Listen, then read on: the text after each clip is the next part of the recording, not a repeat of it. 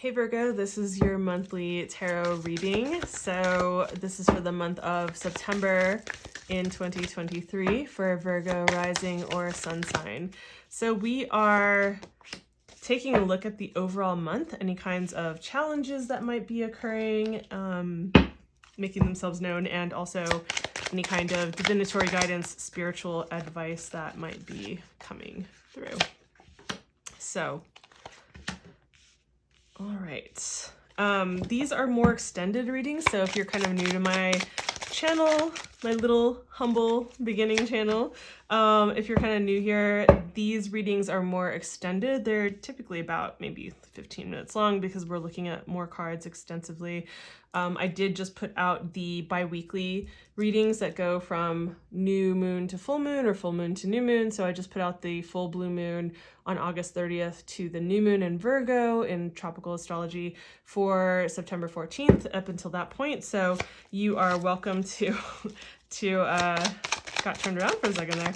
You're welcome to take a look at that there. So I usually have the, feeling this one here. So I usually have the, okay, fine. So I usually have the astrological highlights videos coming out on the first of the month.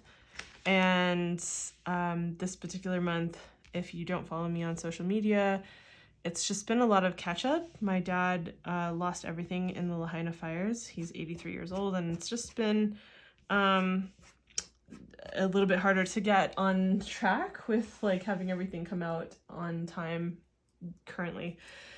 So here we are taking a look at what is the overall theme? How are we putting all of this into context? Because it is a collective reading, so obviously it's not going to hit for every single Virgo rising or sun sign going forward, for every single month, right? So if it resonates with you, amazing. If you're watching this and it's your sun sign and you're like, I'm not really feeling it, maybe go check out your rising sign. Honestly, if you really want to get granular and super specific about your situation, I would suggest a one-to-one reading. If you want to do that with me, the information is down below in the description box. So what context are we putting this in? What is the filter? What is the lens that we're looking at this through? And we're looking at the 12th house. Now, the 12th house has to do with altered states of consciousness, mental health, we could say. On the shadow side could be psychosis, but we're looking at also being in nature and being in a state of complete oneness and spirituality and faith and trust in whatever you call it, the universe, God, goddess, whatever. And also on more of the shadow end, again, we could be looking at things like escapism and addiction and things that are, chemical mental imbalances even. So it's a really deep house, and it can be really beautiful and uplifting, and it can also be really nebulous and, kind of out there. So that's what we're looking at. That's how we're framing this all. Now, we start out with the beginning of the month being the 5 of Pentacles, middle of the month being the 2 of Cups. Interesting. What sign did we just have with that? I think it was Gemini's, but, and then the end of the month with the 10 of Cups. So this is an interesting reading, Virgos.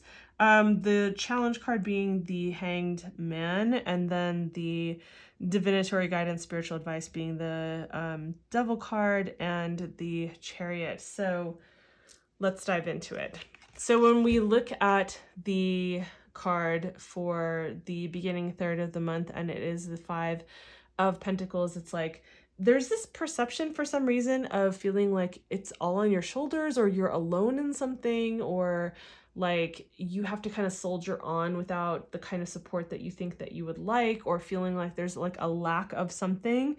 Not that I think that, I don't think that you're somebody, I'm not getting the feeling, whoever's watching this, that this is like a lack mentality kind of thing necessarily, because I would say that, or like necessarily a victim mentality, but there is this kind of feeling like I'm not having the resources or the support or the, whatever it is that I felt like I was supposed to have or I was going to have, like what I perceived I was going to have, right? So that could, I don't know what that's connected to, but I feel like for some of you that are watching this, you're going to really go, oh yeah, no, that makes sense to me.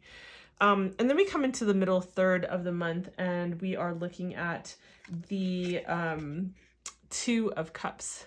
And as we all know, if you're familiar with tarot, this is that soulmate kind of energy, right? Like this very connected energy.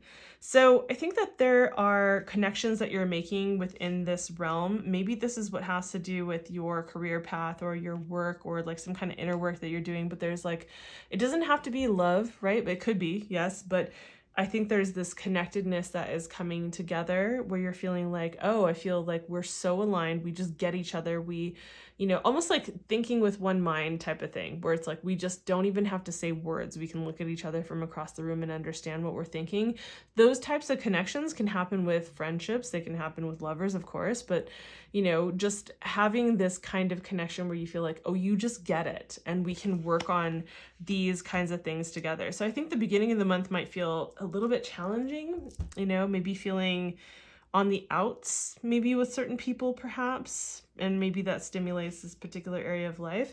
You come into the last third of the month and we have the 10 of Cups. And the 10 of Cups is the dream. I mean, it's the dream, man. It's like, once upon a very long time ago, the dream was, oh, you have you have these hetero couple with the, two children of like male and female with a piece of land and like whatever, right? But like the symbology for this was created quite a long time ago. So whatever your vision of like the dream life is, that's what this is. And so there is this like focus on looking ahead at like, oh, wow, like feel like I've gotten some clarity. I'm coming into the end of the month and feeling like I've got some kind of clarity and about what I feel. We're looking at cups, right? So what I feel like is going to be like the dream life for me, like what it is that I feel I want to create, what it is that I feel like I want to work towards, what it is that I feel, right? But it's like the good life. It's like the thing that you really want. There is the challenge of maybe feeling like you're challenged to look at things from outside of the boxes that you normally look at them through, right? Because the Hanged Man is definitely about looking through a lens that is, different. It's turning things on their head. It's looking outside the box. The reason that he is hanging upside down in this fashion is because, and you see like the halo around his head. Actually, let's turn it this way. I just realized I had it upside down.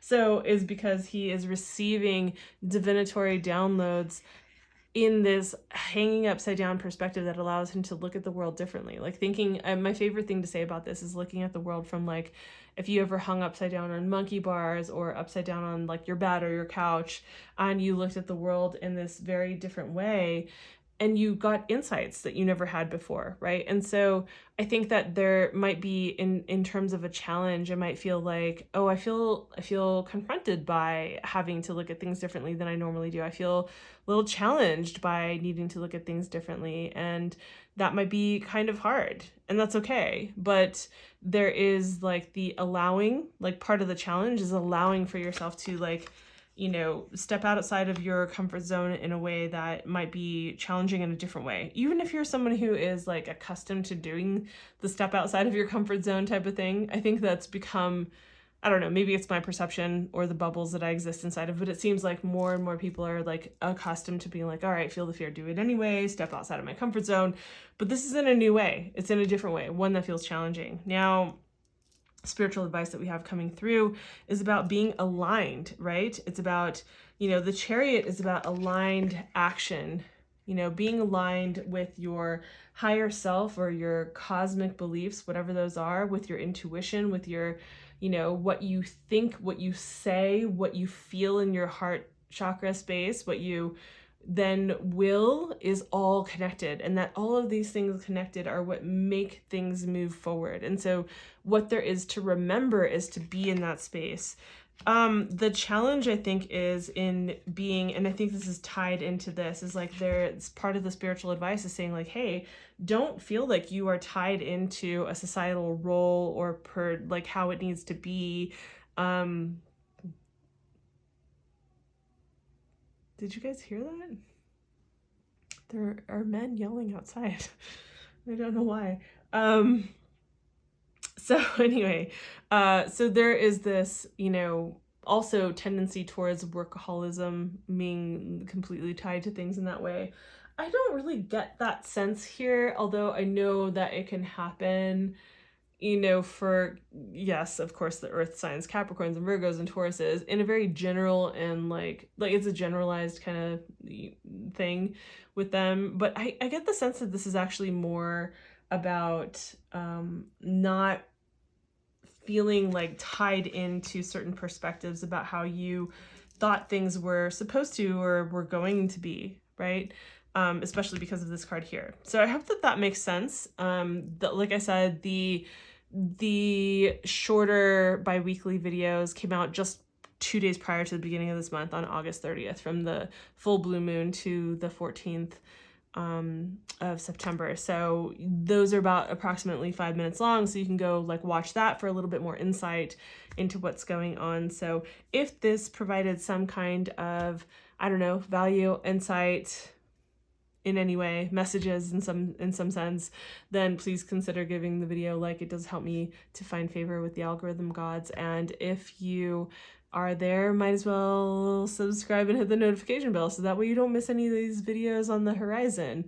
Also, you'll find in the description box that I am trying to help my 83-year-old dad who lost everything in the Lahaina fires recently, which is why you guys probably notice that my energy is a little bit different. I'm also late on my videos right now. It's just been a lot. So if you feel so inclined to share his GoFundMe with your community, we are trying to just like spread the word to try to help him start over at this point in his life. So it is awkward, honestly, really, for me to share that, but doing the best that I can I just want to be a supportive daughter to an amazing father. So thank you for your time. Thanks for being here. I'll see you in the next video. Bye.